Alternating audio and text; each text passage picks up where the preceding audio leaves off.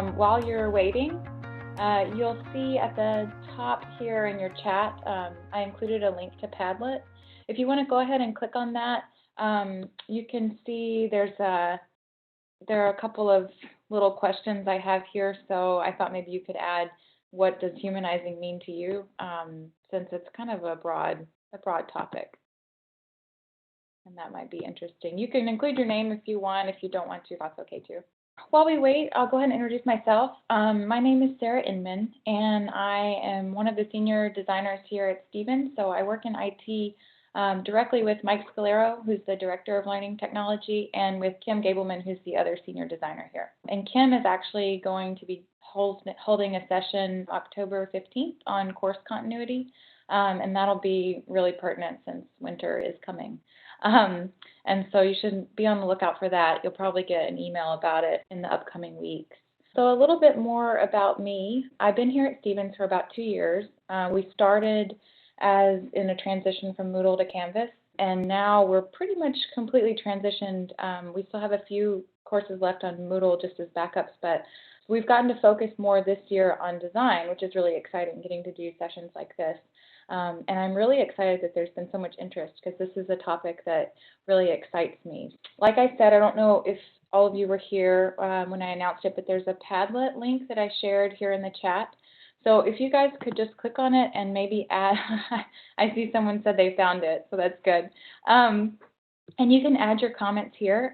You can add what does humanizing mean to you, because it's kind of a vague term. And you'll just add by clicking in the box, and then you can put your title, you can put your name, and then any ideas you have, and you can also add images and video and so forth. So that's pretty easy to use. I want to just explain what humanized learning means and why are we talking about it, and I'm sure everyone has an idea about it, which is why you signed up. And then I also want to go over a few learning technologies that I use, which I've included here in this page. And then at the end of it, I just want to give you something to take away so you don't leave empty-handed. So at the end of the session, I'll be sending a link to this web page.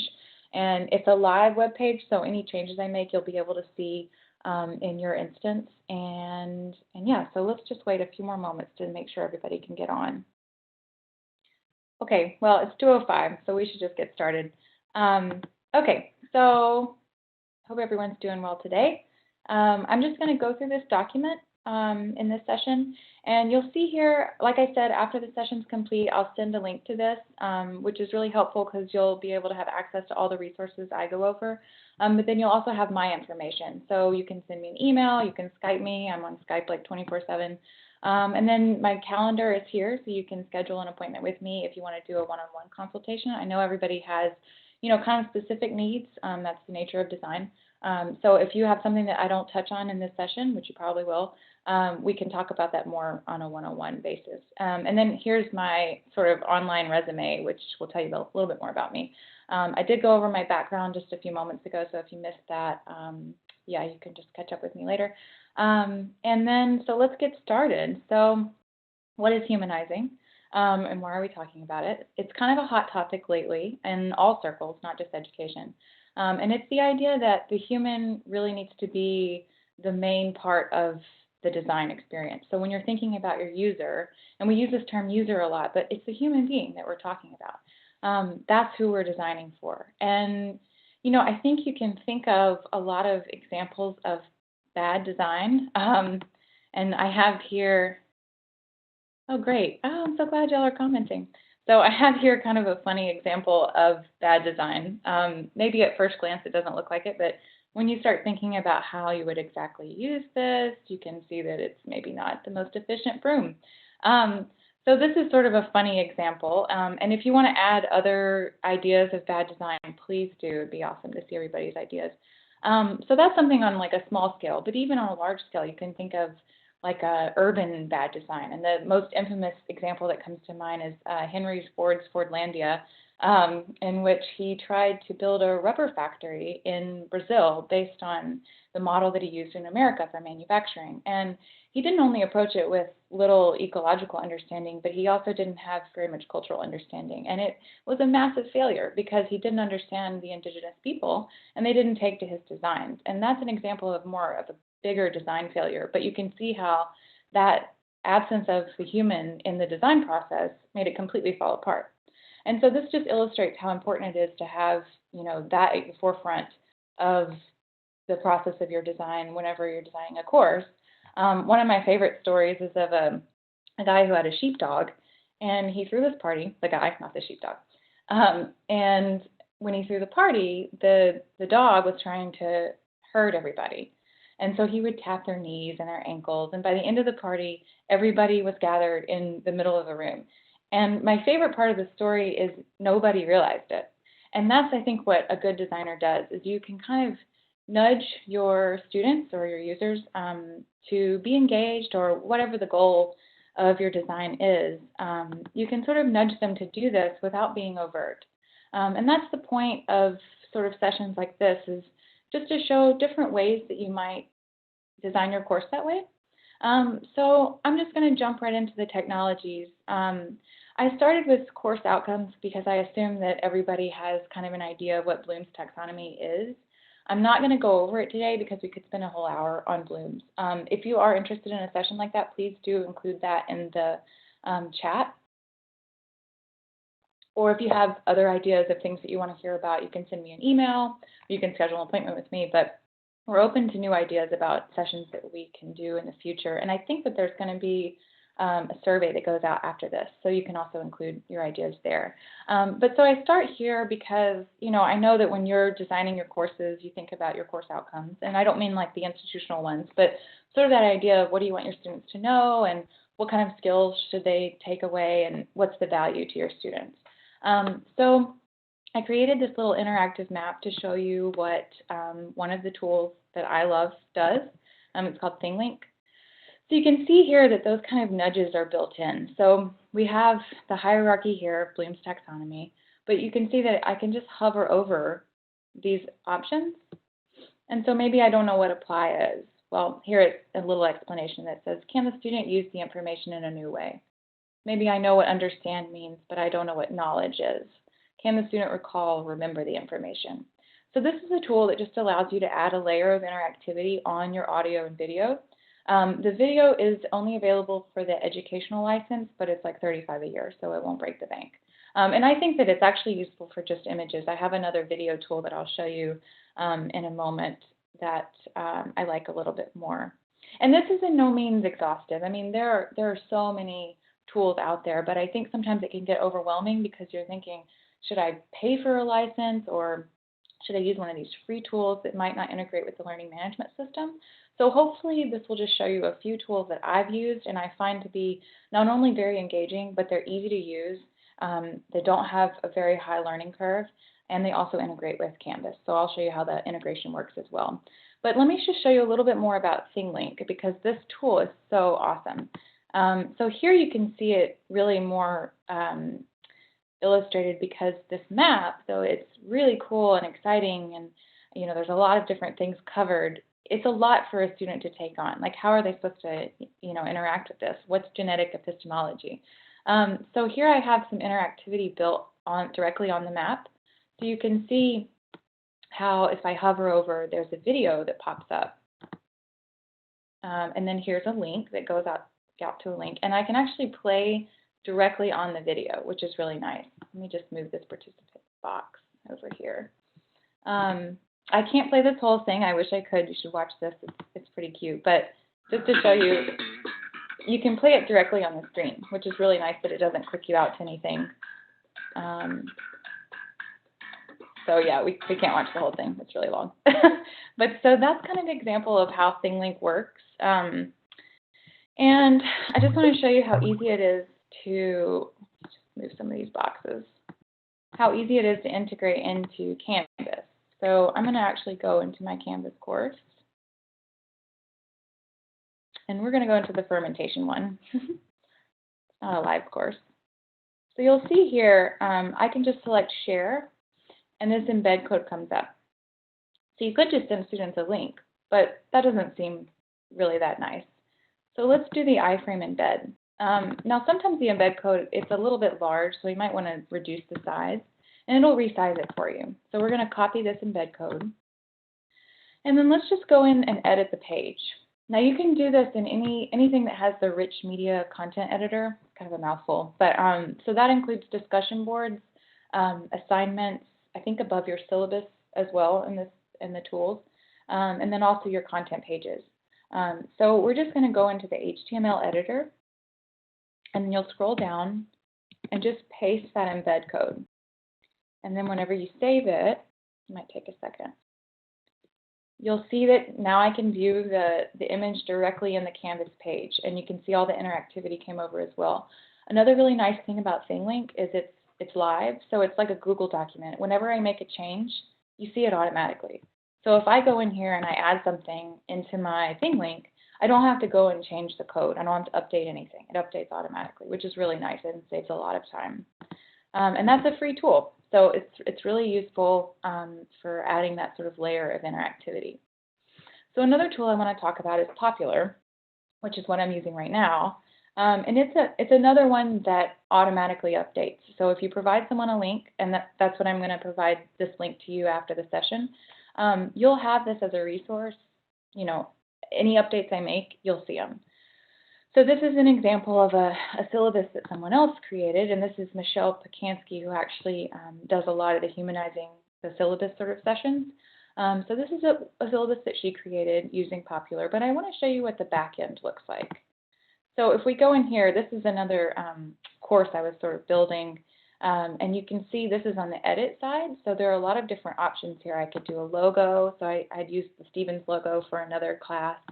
I could change a background with these built-in backgrounds, or I could upload my own. You can obviously change font, you can change your theme, and color. So these are just a couple of different options, but my favorite thing about Popular is it's so easy to add things. So if I wanted to add a photo, you know, I could just upload an image and it's going to appear right here. And then if I wanted to move, you know, say I want to move this around, I just drag it down here and it's down here now. So it's so easy to use, and then you just publish changes and your user's able to access everything. And that's, like I said, that's what I'm using here to organize this information. So moving on, here's one of my favorites, and I just got done, well, not just got done, but am working with a professor right now on creating videos using Educanon, and he's done some really cool stuff with it. So I just want to show you an example of what it looks like. So let me go up to the top here, and we're going to log in.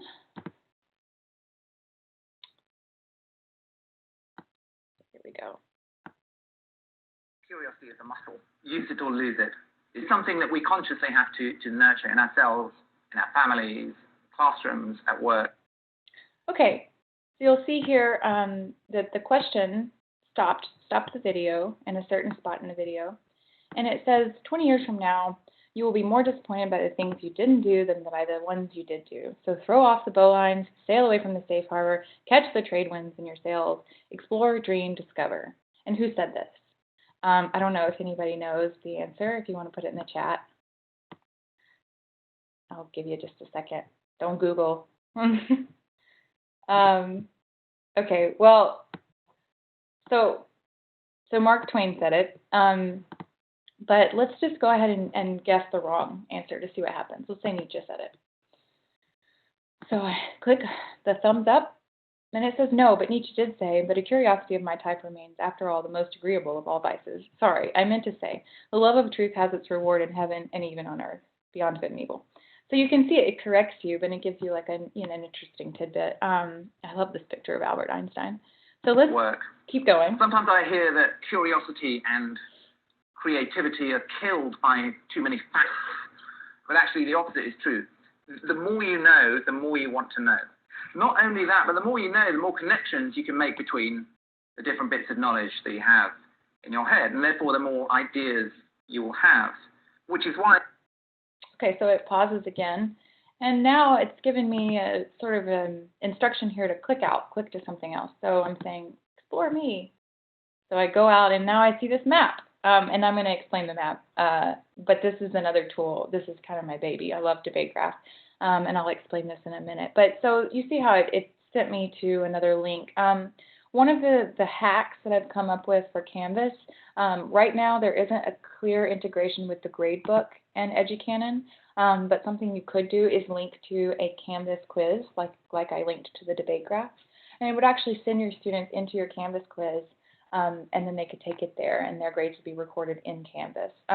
Down the line, there will be an integration for this tool, but I also have, oh yeah, okay, there we go. Sorry, someone sent me something in the chat. I also have 8 more premium licenses for this if you'd like to try it. I've been working with a developer, and so she's really excited about people trying it out in higher ed. So let's just get to the end of the video. I'll show you what it looks like. Which is why curiosity is really the wellspring of creativity. Technology is replacing routine work. And that's what technology replaces first, and it has done throughout history. So intellectually curious people, people who are capable of learning throughout their career, of asking questions. Okay, so this is really cool too. So Padlet, which we've been using here, I actually have integrated into the video. So you could add something directly here into Padlet, and you can see it. It's just here right in the video as well. So it's a really nice way of adding a space for students to collaborate as they're watching the video. So it's going to stop the video, they're going to have the opportunity to collaborate, and then they can keep going. So we'll just, and that's, Professor Turner is working with it in his SSW 687 course. And questions, he's done some really cool good stuff. questions. So let's check that out.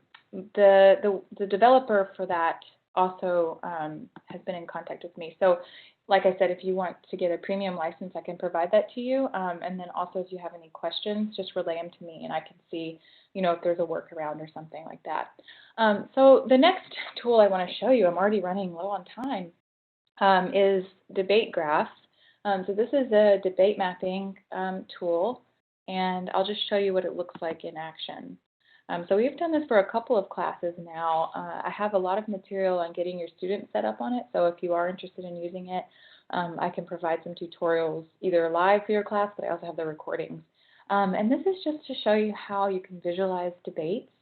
So one way we used it was having students connect to people who made the same argument, but they used a different logic. So they got to the same solution, but they used a different logic, or they used the same logic, but they got to a different solution.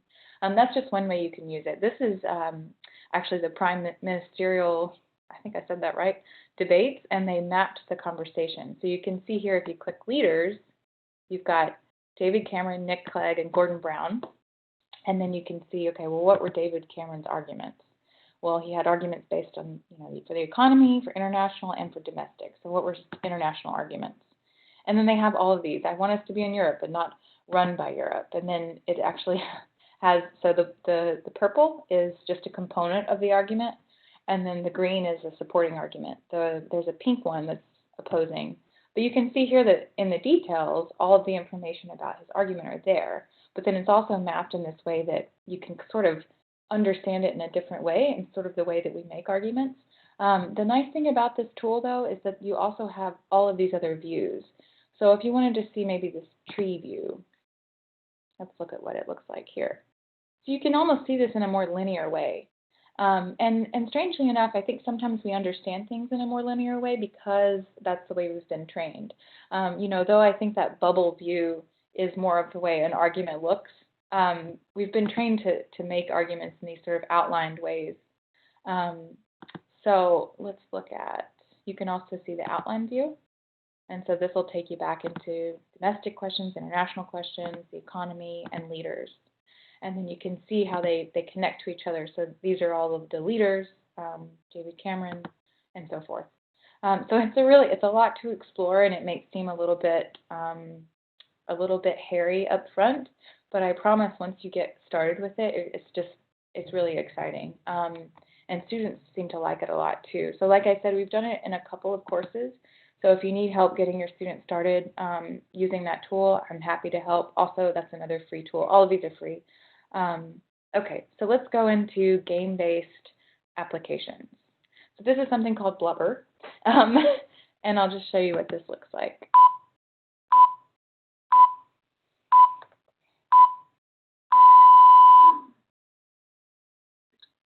One of the great debates about how much design should matter took place in the 16th and 17th centuries in Europe between the Catholics and the Protestants.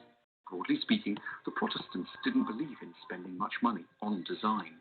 They put up simple, functional churches, painted them plain white inside with minimal fuss and bother.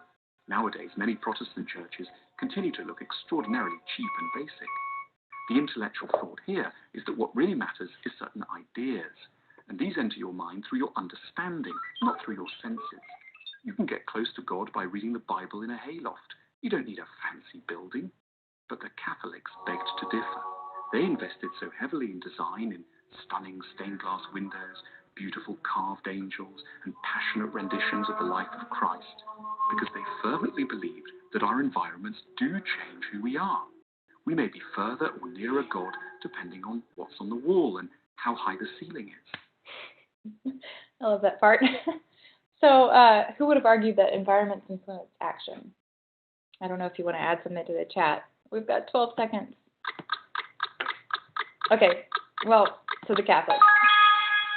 And you can see that's kind of like a little trivia game device, which I really like that one. Oh gosh, it's hard for me to see. I've got all these windows open. Here we go. Okay. So that's what Blubber looks like, also free. And then here's another one called Zaption. And again, all these you can embed into your course.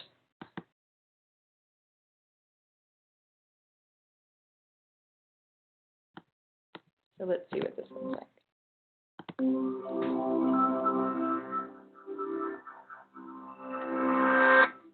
What is reality? Knowledge, the meaning of life. Big topics you might tackle figuratively, explaining existence as a journey down a road or across an ocean, a climb, a war, a book, a thread, a game, a window of opportunity, or an all too short-lived flicker of flame. 2,400 years ago, one of history's most famous thinkers said life is like being chained up in a cave, forced to watch shadows flitting across a stone wall. Okay, so then that stops and says, why do you think Plato would compare life to being chained in a cave? I feel like it's a little too philosophical to get into right now.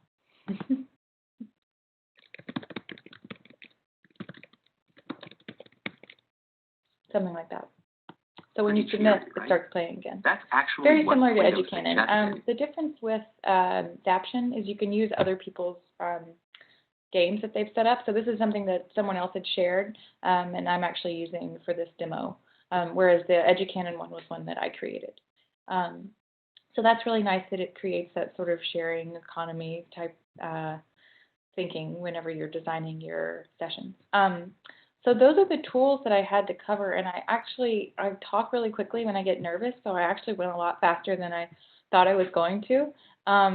So I am going to stop sharing my screen for a second and open it up for questions. I'm also going to see if I can unmute you. Okay.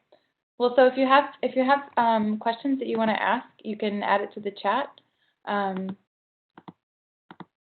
This is an interesting concept. Maintaining interest in relationships. Asynchronous web materials can be dull and boring and not help the professor figure out if the students are engaged in learning. I think that's a really good point. I think a lot of times when we assign these, hour and 2 hour long lectures, we find that students zone out when they're in class. So especially when they're online. I mean, I know that personally I could only last about 10 minutes. So John Wade says, is there a description somewhere of the technologies and how they've been used successfully? There is much to take in here. Yes, you're right. There is a lot to take in here. So John, I am going to send you all the link to this page that I created. In fact, I'll put it here in the chat, but I'll also email everybody. So this does provide a lot of information about the tools that I went through. And they should, there are examples here of them, that are functioning correctly. Like I said earlier, if there's one in particular that you want to use, you can work with me one-on-one and I can get you set up on it. But I chose these tools because most of them have very little upfront investment in terms of learning. They're very easy to get used to, and they also integrate with Canvas. So yeah, so if there's one in particular that jumps out to you, or if you have an idea of how you want to incorporate it into your class, let me know and I can work with you to get it set up. I've been working with Rich Turner on Educanon, and I know, we worked through a couple of kinks, but for the most part, it's been going really smoothly.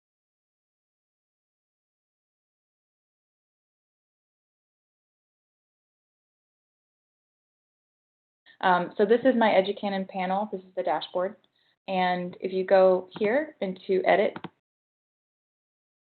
so here, this is where you add a question. You can see these are the questions that I have added that we went through just a moment ago. And this is where I tried to add the Blubber session, but the embed link doesn't actually work in Educanon. So it looks like Blubber has to be used just in your Canvas page. So you can see, the way I'd added it here, this iframe embed code is where you can add it, and that's also how you can add it in your Canvas. Unfortunately, it doesn't look like you can do it in Educanon. You can add a lot of things in Educanon, but it doesn't look like you can embed Blubber. So maybe it's because they have such a terrible name. So let me check the chat. Okay, so John Wade says, these seem like they would work well for in-person classes as well. Have they been used in this mode? And that's a great question. I haven't tried it in an in-person class. However, I would be excited to. This has been, mostly pioneered this with faculty who are willing to kind of get their hands dirty a little. And I found that they were more for online classes because there have been so many studies that show retention is low. Rich Turner says, I've been using boring videos and they were okay. They're great. Rich Turner's done some amazing stuff with the videos with Educanon. It's exciting stuff, and maybe he'll let us share it sometime. But yeah, John, I think that's a great idea to try it in in-person classes as well. Mike Scalero, this could really help some flipped and true blended courses. Yeah, I agree. I think it could really help. One of the interesting things with debate graph is it kind of incentivizes students who are a little more nervous to talk in class, incentivizes them to engage through the debate graph. And we actually did a study last year using debate graph and found that students who had participated prior to their in-person discussion actually engaged more when they were in person because they sort of felt comfortable with that mode of arguing and seeing where other people related to their arguments. So I think it is really useful for the flipped and blended courses. See, I did go through things really quickly. Sorry, I feel like I've maybe overwhelmed you guys with tools you can use. Yeah, and Rich Turner's been using the debate graph in his Educanon as well. Like I showed in the other video, you can embed it into the video and then link students out to it, as a prompt. So if you're maybe explaining the discussion that you want them to engage in and then send them into debate graph, it could be really helpful for getting that conversation started. Are there any other questions? Do people storyboard their courses? That's what we're working on. I think as we get more interest in design, we can sort of get that in process. It is a lot better to have the storyboard so that we can build a couple of iterations. Yes, exactly. I think that's a great point because there are so many technologies out there that we really need to know what your specific outcome is before we just assign, various technologies to it. So yeah, I mean, the idea is down the road, if we have someone who's interested in completely redesigning their course, we can do a storyboard with the subject matter expert and the professor, and then, the designers. So that's the idea. But we've just, we spent the past year trying to transition from Moodle into Canvas, and this has been the first semester, really, that we've started focusing more on design. Yeah, exactly. Exactly, Rich. Exactly, yeah, I agree. That's sort of that idea of lifelong learning, and they can have contact with everybody. Yeah. And that's what I like about tools like the Date Graph and like Padlet. I mean, this is something that we can make changes to and we can continue to contribute to, and we'll have access to it. And in fact, that brings me to another point on the web page that I shared. I have a collaborate here and here. The and here is the Padlet. The collaborate here is actually a Google Doc, and it's in presentation form, but this is from another session where people also shared sort of ideas that they have. So if you have any humanizing practices that you want to add, yeah, exactly, John. You can add that to one of these slides. So if you have an idea that hasn't been covered, or even if it has, it's a good place to sort of build that repository of knowledge and ideas. Could you send out an email? Yes, absolutely. I will. Yeah, I'll send out an email with all this information, and then we can go from there. Yeah, that's exciting. Well, if there aren't any other questions, I might wrap up early. We had a strict deadline of 3, but I spoke so quickly that I just flew through my material. If you guys have any other questions come up, you can email me or schedule an appointment or Skype me, as I said earlier. And like I said, I'll share all this material. Happy to meet one-on-one if that is preferable. I mean, I think as everyone's pointed out, it helps really to talk about the specifics of what you need in your course and then assign the technology accordingly. So yeah, I appreciate everybody. I'm excited that you all seem so excited about it. Thanks, Rich. Appreciate it. Okay, well, thank you, everybody. Y'all are great, and we'll be talking soon.